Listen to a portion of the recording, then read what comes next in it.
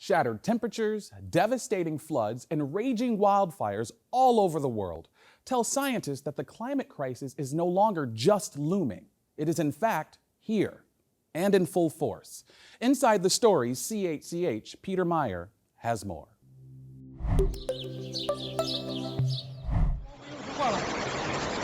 As rushing rapids overtook the bustling Chinese metropolis Zhengzhou on July 17th, people clambered on top of cars, some disappearing under the murky brown water, and underneath an even greater horror. A subway tunnel flooded with cars full of people. As water reached the chests of the frantic riders, cell phones were raised high, many texting loved ones, saying final goodbyes. As it stands, at least 63 people have been killed and over 1 million displaced, in what has been called in the country a once-in-a-thousand-years flood. Yet just weeks earlier, another unprecedented flood, not seen in perhaps centuries, in Germany and neighboring countries. More than 210 killed, historic villages flattened, the economic fallout in the billions as Europe's biggest economy was momentarily brought to its knees. The list of weather-related disasters this summer doesn't stop there. Deadly mudslides in India, followed by heat waves. More flooding bringing damage and death to parts of New Zealand, Nigeria, and Iran. And of course, in Canada, heat records shattered in BC, followed by a record number of wildfires, large enough to be seen from space. Droughts in the prairies, tornadoes in southern Ontario. It's going to the ground, it's going to the ground. These aren't outliers. These are part of a path that we're on. And the path is, if we continue down this path, it will jeopardize all of the systems that sustain us. Julia Levin heads up the climate and energy program at Environmental Defense. Every day she gets to work trying to convince others of the crisis surrounding us and what's at stake if we don't make fundamental change. The one cold comfort in the latest string of disasters, it is becoming at least easier to convince those still questioning climate change that the problem isn't just looming, it's already here.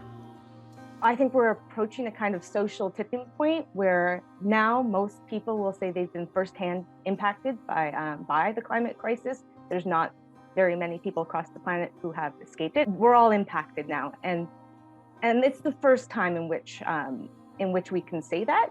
And so I'm optimistic that will bring more pressure on governments to actually start taking it seriously, acting like a crisis. And the change that is needed, according to Levin, is less complicated than what many think, or at least are saying out loud.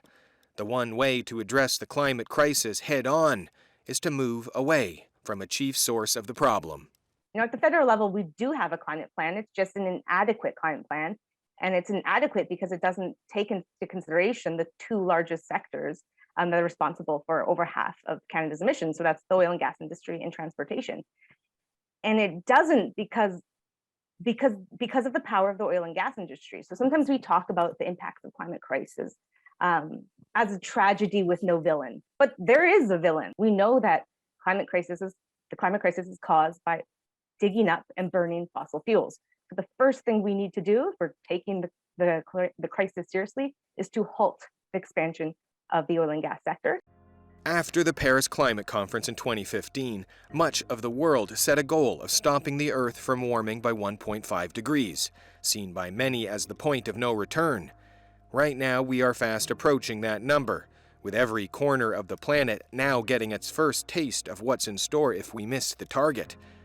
But it seems many countries that took the pledge are not focused on achieving it, an act that would require a steep drop in emissions. The International Energy Agency, with a Paris-based organization, forecasting that carbon dioxide emissions will return to record levels in 2023 after the pandemic-induced slowdown in industrial production. Canadians know the future is in fighting climate change and protecting our environment. And Canada, claiming to be a world leader in the climate change fight, is a big part of the problem. The country is one of the largest exporters of fossil fuels and the world's third largest exporter of crude oil. And between 2012 and 2019, Canada's exported emissions from the sale of oil, gas, and coal increased by nearly 50%. Canada's total emissions here and abroad hover around 1,700 megatons of CO2, more than the domestic emissions of the UK and Japan combined. But after emerging from one of the largest global crises in history with the COVID-19 pandemic, there is perhaps a potential positive from the decisive and multi-governmental response to COVID-19, according to Canada's leading voice on the climate crisis, and one of the most pessimistic, if staunchest advocates for the planet, the Canadian icon David Suzuki, who sees a silver lining in the way the world has rallied around a common cause. I think that what we're going through right now with the pandemic, do you think that can help the cause? Yes, I think so. First of all, it's given Mother Earth a bit of a breather, although China is cranking her right back up now. But it gave us pause to start thinking about things. I hate this business about this is a new normal, because what was pre-COVID was not normal. What COVID did was it brought us all together. You have a major crisis. Everybody is in it together.